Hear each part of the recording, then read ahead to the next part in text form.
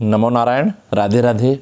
श्रीमद् भगवद गीता के तृतीय अध्याय के 35वें श्लोक में जो कर्मयोग का सिद्धांत है, भगवान अर्जुन से कहते हैं, अर्जुन श्रेयान् स्वधर्मो विगुण परधर्मास्तनुष्ठितात् स्वधर्मे निधनं श्रेय परधर्मो भयावह। कहते हैं, हे अर्जुन, इसका अर्थ यह है कि अच्छी तरह आचरण में लाए हुए दूसरे के धर्म से गुणों की कमी वाला अपना धर्म श्रेष्ठ है। दूसरों के धर्म से अपना धर्म श्रेष्ठ है। अपने धर्म में तो मरना भी कल्याणकारक है और दूसरे का धर्म भय देने वाला होता है, मृत्यु का कारक होता है। श्रेयान् स्वधर्मो विगुण परधर्मात् स्वनुष्ठितात्। अन्य धर्म, वर्ण, आश्रम आदि का कर्तव्य जो है, जो धर्म माने कर्तव्य है, बाहर से देखने में गुण संपन्न हो, उसके पालन में भी सुगमता हो, पालन करने में मन भी लगता हो, धन वैभव सुख सुविधा मान बड़ाई याद मिलती हो और जीवन भर सुख आराम से रह सकते हो, तो भी परधर्म का पालन अपने लिए विहित न होने के कारण परिणाम इसका दुख देने वाला होता है। इसके विपरीत अपने वर्ण आश्रम आदि का धर्म बाहर से देखने में गुणों की कमी वाला हो, पालन करने में कठिनाई हो, पालन करने में मन भी न लगता हो, धन वैभव सुख सुविधा मान बड़ाई आदि भी न मिलती हो और उसका पालन करने में जीवन भर कष्ट उठाना पड़े, तो भी स्वधर्म का पालन निष्काम भाव से पालन करना परिणाम में केवल कल्याण प्राप्त करने वाला होता है। इसलिए मनुष्य को किसी भी स्थिति परिस्थिति में अपने धर्म का त्याग नहीं करना चाहिए, बल्कि निष्काम निर्मम मनासक्त होकर स्वधर्म का ही पालन करना चाहिए। मनुष्य के लिए स्वधर्म का पालन स्वाभाविक है, सहज है। मनुष्य का जन्म कर्मों के अनुसार होता है और जन्म के अनुसार भगवान के कर्म नियत किए जाते हैं भगवान द्वारा। अतः अपने अपने नियत कर्मों का पालन करने से मनुष्य का कर्म बंधन से मुक्त हो जाता है, उसका कल्याण हो जाता है। दोषयुक्त दिखने पर भी जो निर्धारित कर्म है भगवान के द्वारा, स्वधर्म का त्याग कभी नहीं करना चाहिए। अर्जुन युद्ध करने की अपेक्षा भिक्षा का अन्न खाकर जीवन निर्वाह करना श्रेष्ठ समझते हैं, लेकिन भगवान श्री कृष्ण ने अर्जुन को यह समझाते हुए कहा है कि भिक्षा के अन्न से जीवन निर्वाह करना भिक्षुक के लिए स्वधर्म होते हुए भी तेरे लिए वह परधर्म है, क्योंकि तू गृहस्थ क्षत्रिय है, भिक्षुक नहीं है। अतः अर्जुन ने कहा कि युद्ध से पाप ही लगेगा। तब भगवान ने कहा कि धर्म में युद्ध न करने से तू स्वधर्म और कीर्ति को खोकर पाप को प्राप्त होगा। फिर भगवान ने बताया कि जय पराजय, लाभ हानि और सुख दुख के समान समझकर युद्ध करने से, राग द्वेष से रहित होकर अपने कर्तव्य माने स्वधर्म का पालन करने से व्यक्ति को पाप नहीं लगता। भगवान ने यही बात कही है और स्वाभाविक नियत स्वधर्म के अनुसार कर्तव्य करता हुआ मनुष्य पाप को प्राप्त नहीं होता। तात्पर्य यह है कि स्वधर्म के पालन में राग देश रहने से ही पाप लगता है, अन्यथा नहीं। राग देश रहित होकर स्वधर्म का पालन भली भांति आचरण करने से समता योग का अनुभव होता है और समता का अनुभव होने से दुखों का नाश हो जाता है। इसलिए भगवान ने बार बार अर्जुन को राग देश रहित होकर युद्ध करने यानी स्वधर्म पालन का जोर दिया है। वर्ण आश्रम आदि के अनुसार अपने अपने कर्तव्य का निस्वार्थ भाव से पालन करना स्वधर्म है। आस्तिक जन इसे धर्म कहते हैं, उसी का नाम कर्तव्य है। स्वधर्म का पालन करना अथवा अपने कर्तव्य का पालन करना एक ही है। कर्तव्य उसे कहते हैं जिसको सुगमता पूर्वक कर सकते हैं और जो अवश्य करने योग्य है, जिसको करने पर प्राप्तव्य प्राप्त होती है। धर्म का पालन करना सुगम होता है, क्योंकि वह कर्तव्य होता है, यह नियम है। केवल अपने धर्म का ठीक ठीक पालन करने से मनुष्य को वैराग्य हो जाता है। वर्ण आश्रम आदि के अनुसार बाहर से तो कर्म अलग अलग दिखते हैं, पर परमात्मा प्राप्ति का रूप उद्देश्य एक ही होता है। परमात्मा प्राप्ति का उद्देश्य न रहने से अतः अंतःकरण में प्रकृत पदार्थों का महत्व रहने से ही कर्म घोर दिखाई देता है। कहते हैं स्वधर्मे निधनम श्रेय। स्वधर्म पालन में यदि सदा सुख आराम धन संपत्ति मान बड़ाई आदर सरकार आदि ही मिलते तो वर्तमान में धर्मात्माओं की टोलियां देखने में आती, परंतु स्वधर्म का पालन सुख अथवा दुख को देखकर नहीं किया जाता, बल्कि भगवान अथवा शास्त्र की आज्ञा देकर निष्काम भाव से किया जाता है।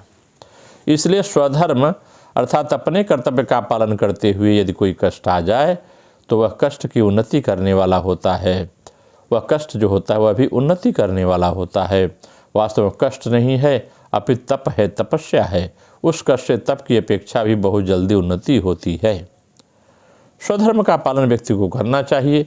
यद्यपि कहते हैं परधर्मो भयावह, परधर्म का पालन वर्तमान में सुगम दिखता है, फिर भी परिणाम में वह सिद्धांत तो भयावह है। यदि मनुष्य स्वार्थ भाव का त्याग करके परहित के लिए स्वधर्म का पालन करे तो उसके लिए कोई भय नहीं कहा जा सकता है। भगवान कहते हैं कि मनुष्य का खास काम है, जो मनुष्य है उसका खास काम क्या है?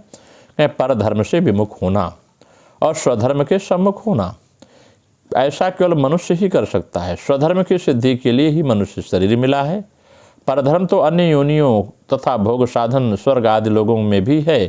स्वधर्म में मनुष्य केवल सबल पात्र और स्वाधीन है।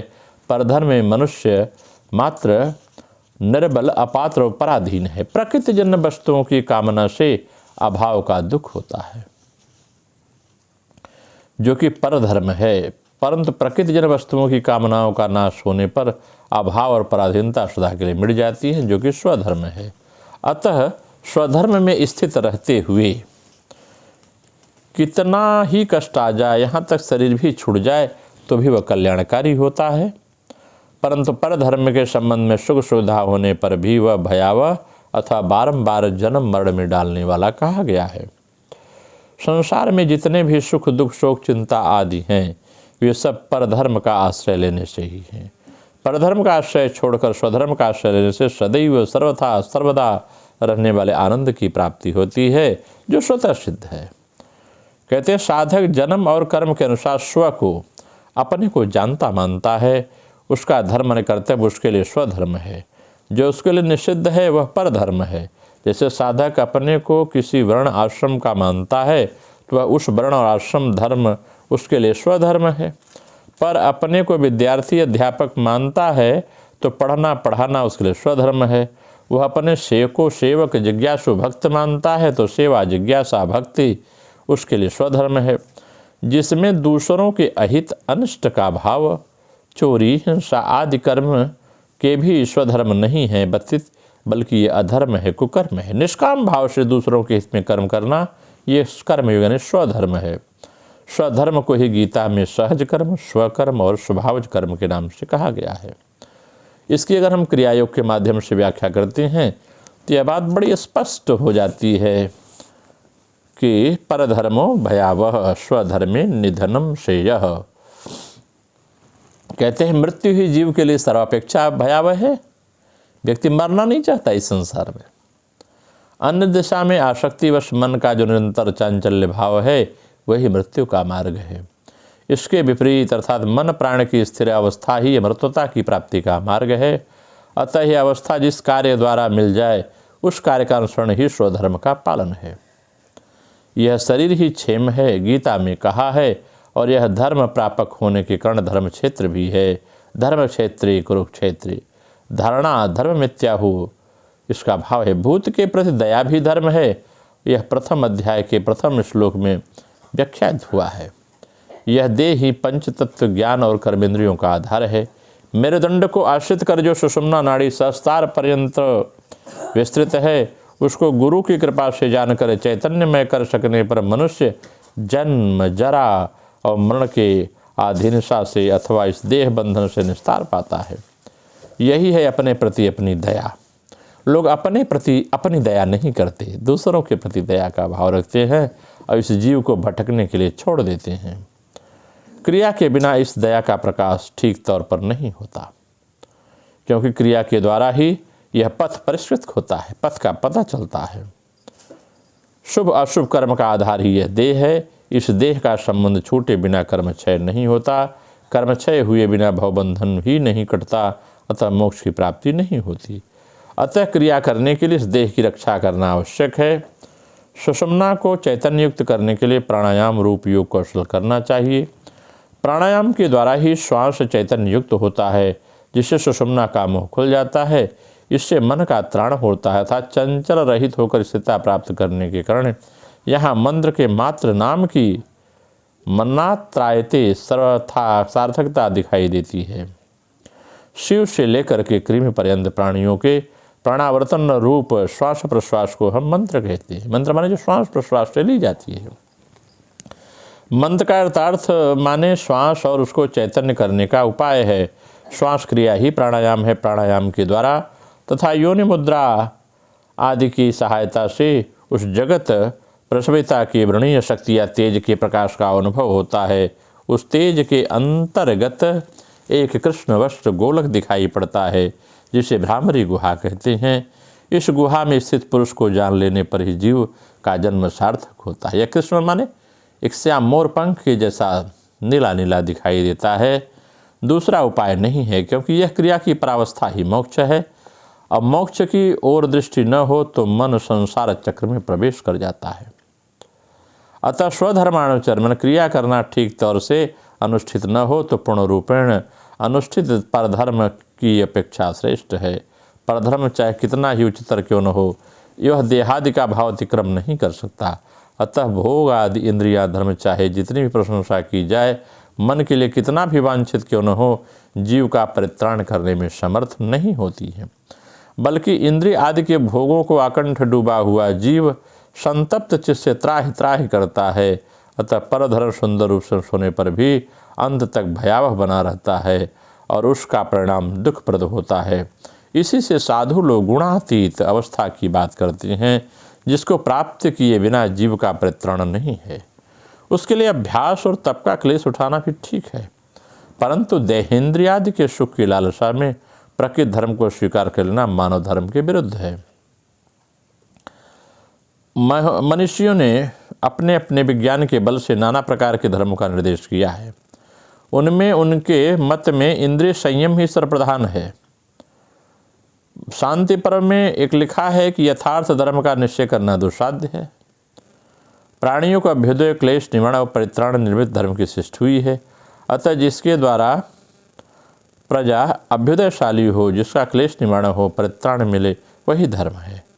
वाह्य धर्मानुष्ठान द्वारा तो वाह्य अभ्युदय होता है, वह जीव को कभी शांति प्रदान नहीं करता। अतः वह स्वधर्म नहीं हो सकता। जीव इस आनंद स्वरूप आत्मा को प्राप्त करके ही सुखी होता है।